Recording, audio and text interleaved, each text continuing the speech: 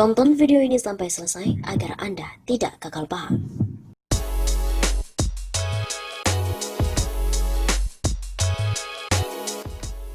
Ketua KPU Arief Budiman menuju Amerika Serikat buat bantu Donald Trump. Ini faktanya.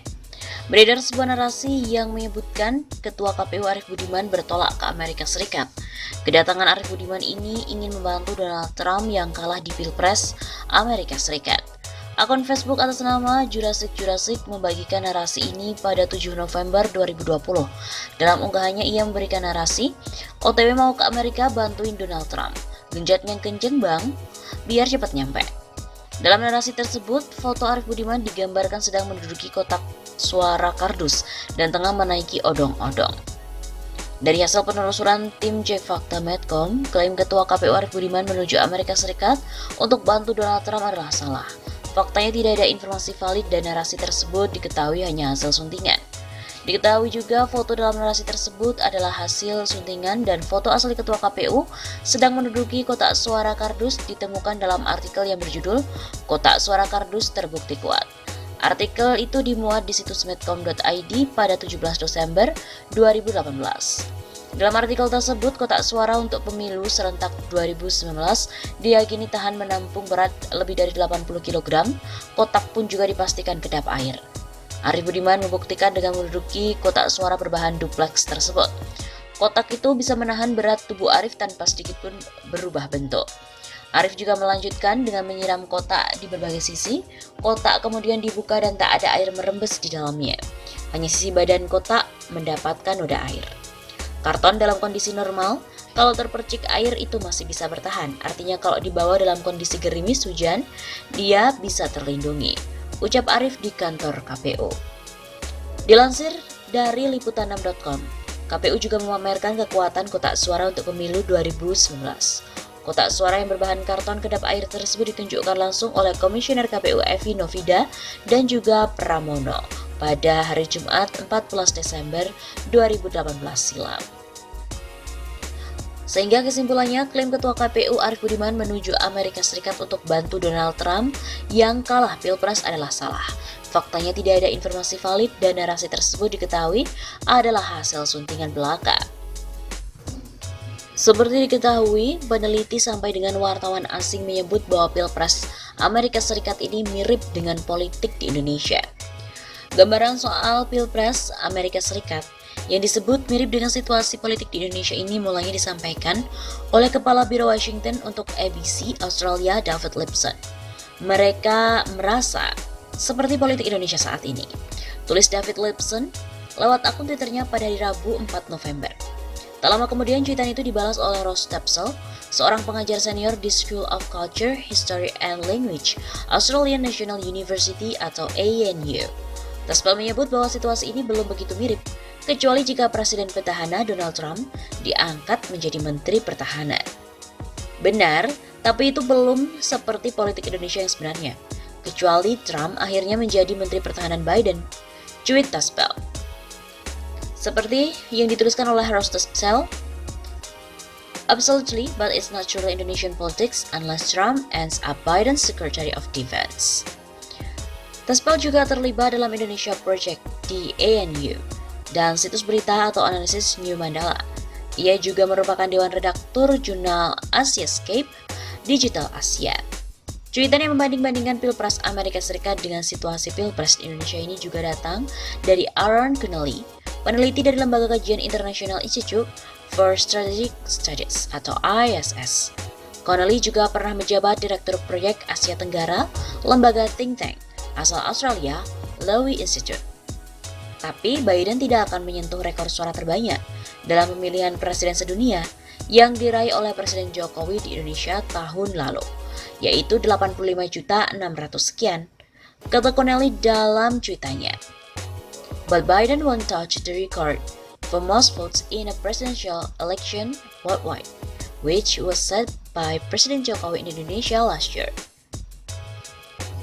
Sementara Kelly Swazi, seorang antropolog budaya yang pernah melakukan penelitian tentang masyarakat dan budaya Indonesia, mengatakan pidato Trump ini mirip Prabowo. Hal-hal yang tidak pernah terpikir akan saya katakan tentang pemilu Amerika Serikat. Petahana telah mengambil pidatonya dari Prabowo pada pemilu 2019 di Indonesia. Pengajar di Pusat Studi Keagamaan dan Lintas Budaya di Universitas Gadjah Mada ini mengatakan, beruntung dalam kasus Indonesia, masyarakat dan lembaga pemerintah mampu secara demokratis membantah tingkah akurasi klaim Prabowo. Apa tanggapan Amerika terhadap Trump yang mengklaim menang sebelum proses pemungutan suara selesai? Begitu tambahnya. Klaim Trump mirip situasi politik Pilpres Indonesia 2019. Sebagaimana diketahui, Presiden Donald Trump sempat mengklaim dirinya telah memenangkan pemilihan Presiden Amerika Serikat 2020 meskipun perhitungan suaranya belum selesai. Trump juga mengatakan dia akan pergi ke Mahkamah Agung untuk menghentikan penghitungan suara via pos yang masih belum selesai. Trump tanpa dasar mengklaim telah menjadi penipuan. Ini penipuan terhadap publik Amerika, ini memalukan negara kita, kata Trump dalam pidatonya di Gedung Putih seperti dilansir dari AFP pada hari Rabu 4 November. Klaim Trump ini mengingatkan publik pada kondisi politik Indonesia pada Pilpres 2019 silam.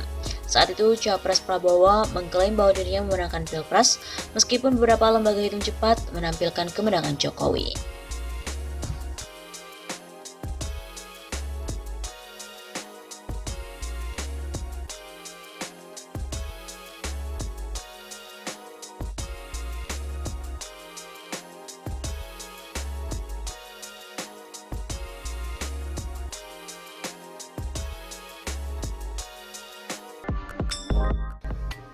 Berita kali ini datang dari Ketua KPU Arief Budiman. Ia mengungkapkan terjadi pertemuan di tempat kerjanya dengan Harun Masiku. Ada apakah? Ketua Komisi Pemilihan Umum RI Republik Indonesia Arief Budiman mengungkapkan isi pertemuan dengan kader PDIP Harun Masiku pada September 2019 tahun lalu. Ungkapan itu disampaikan Arief Budiman saat menjadi saksi untuk terdakwa Saiful Bahri di Pengadilan Tipikor pada Pengadilan Negeri Jakarta Pusat pada hari Senin 20 April. Arief sendiri berada di kediamannya dan hanya menggunakan video telekonferensi selama persidangan. Arief Budiman mengaku pernah bertemu dengan Harun Masiku setelah putusan judicial review di Mahkamah Agung pada sekitar bulan September tahun lalu. Pertemuan itu diakui oleh Arief dilakukan secara informal, lantaran Harun Masiku datang langsung ke kantor KPU RI tanpa melakukan perjanjian terlebih dahulu. Pada pertemuan tersebut, Arief menyebut bertemu dengan Harun Masiku di ruang tamu yang masih berada di tempat kerjanya di kantor KPU RI, di mana ruang tamu tersebut berada dekat dengan ruang kerjanya. Jadi ruangan saya itu terdiri dari 2 sekat ruangan. Yang pertama, ruangan kerja itu tertutup, saya kerja di situ, dan kedua, ruangan terima tamu dan rapat itu jadi satu. Nah, saya nerimanya di ruang tamu itu, di ruang yang terbuka. Begitu kata Arief pada hari Senin 20 April. Arief pun juga menyebut bahwa ada pertemuan itu. Harun Masiku menyampaikan beberapa surat-surat, yakni surat dari DPP PDIP soal permohonan hasil putusan Judicial Review Mahkamah Agung. Dia sampaikan terkait isinya sudah ada surat DPP PDI Perjuangan terkait dengan putusan Judicial Review Mahkamah Agung. Ia mohon bisa dijalankan permohonannya. Saya sampaikan bagaimana regulasinya, bagaimana ketentuannya, gitu saja. Begitu kata Arief. Jaksa Penuntut Umum JPU Ronald Worotikan juga mempertanyakan soal surat yang dibawa Harun Masiku yang ditunjukkan kepada Arief Budiman. Tadi saudara katakan tadi ya, Pak Harun Masiku mengatakan sudah ada surat. Ini maksudnya surat yang mana? Apakah surat judicial review itu tanggal 5 Agustus yang diajukan atau surat yang 6 Desember yang terakhir? Begitu tanya Jaksa Ronald. Saya tidak ingat pasti, tapi yang saya ingat waktu itu adalah putusan judicial review Mahkamah Agung. Waktu itu dia bawa surat DPP PDIP, juga saya tidak ingat ya, tapi yang saya ingat dia tunjukkan ada putusan MA tentang judicial review itu. Karena pertemuan informal saya tidak punya catatan. Bagaimana saya tidak mencatat detailnya itu gitu. Karena saya anggap konsultasi informal saja. Begitu kata Arief.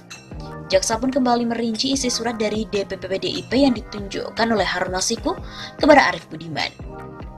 Apakah surat yang ditunjukkan oleh Pak Harun Masiku? Apakah surat itu pada pokoknya terkait dengan meninggalnya atas nama Pak Nazarudin Kemas, kemudian dialihkan ke calon atas nama Harun Masiku? Begitu tanya jaksa yang diamini oleh Arief. Jaksa pun juga kembali mendalami terkait ucapan permohonan yang disampaikan oleh Harun kepada Arief. Namun Arief menyebut bahwa ucapan tersebut hanya lebih pada pemberitahuan yang sifatnya konsultasi. Ia sebetulnya tidak meminta tolong maksa-maksa, lebih pada pemberitahuan lah gitu kira-kira. Mohon bisa ditindaklanjuti. Jadi kira-kira sifatnya lebih ke konsultasi. Jadi ini ada surat dari DPP PDIP, kemudian ada surat putusan Judicial Review. Mahkamah Agung ini mohon diperhatikan, begitu. Ungkap Arief. Jaksa pun kembali mempertanyakan apakah ada hal lain yang disampaikan Harun kepada Arief. Selebihnya tidak ada, substansinya kira-kira hanya itu. Begitu kata Arief. Adanya permohonan dari Harun Masiku, Arief mengaku menjelaskan bahwa permohonannya tidak bisa ditindaklanjuti lantaran tidak sesuai dengan aturan yang ada. Kemudian Arief juga menjelaskan bahwa KPU sudah bersikap terkait dengan permohonan tersebut. Jadi karena tidak sesuai dengan ketentuan peraturan perundang-undangan tidak bisa dipenuhi. Jelas Arief.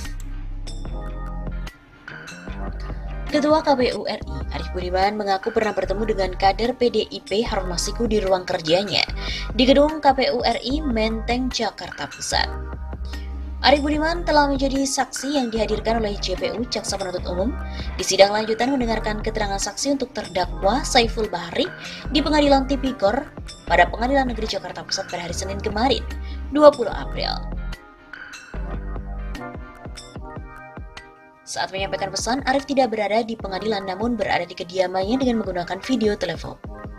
Saat menyampaikan kesaksian, Arief tidak berada di pengadilan, namun ia berada di kediamannya dengan menggunakan video telekonferensi. Jaksa Ronald Worotikan awalnya menanyakan apakah Arief Budiman kenal dengan Harun Masiku atau tidak. Arief Budiman mengaku tidak kenal sebelumnya dengan Harun Masiku. Selanjutnya, jaksa pun menanyakan apakah Harun Masiku pernah datang dan bertemu dengan Arief. Arief pun juga membenarkan pernah bertemu. Apakah saudara pernah pada saat proses permohonan yang diajukan PDIP kepada KPU, apakah pernah Pak Harun Masiku datang ke KPU untuk bertemu dengan saudara? Begitu tanya jaksa Ronald. Kata Arief Budiman, pernah datang ke tempat saya. Jaksa juga kembali mempertanyakan waktu pertemuan tersebut, namun Arief mengaku lupa dan hanya mengingat pertemuan terjadi setelah adanya putusan Judicial Review di Mahkamah Agung. Selanjutnya, jaksa juga membacakan BAP atau berita acara pemeriksaan Arief Budiman saat diperiksa di hadapan penyidik KPK yang mengatakan pertemuan terjadi sekitar bulan September 2019. Kalau di BAP saudara nomor 27 sekitar bulan September 2019. Pertemuan dengan Pak Harun Masiku, betul? Begitu tanya jaksa. Saya nggak bisa pastikan, saya lupa detailnya karena banyak orang yang ketemu dengan saya. Tapi yang saya ingat setelah keluarnya putusan MA tentang Judicial Review itu. Jawab Arief Budiman. Dalam sidang lanjutan pada hari Senin kemarin, jaksa menghadirkan 3 saksi, yakni Ketua KPU RI Arief Budiman, Komisioner KPU RI Hashim Asyari, dan Ketua KPU Sumatera Selatan Kelly Mariana.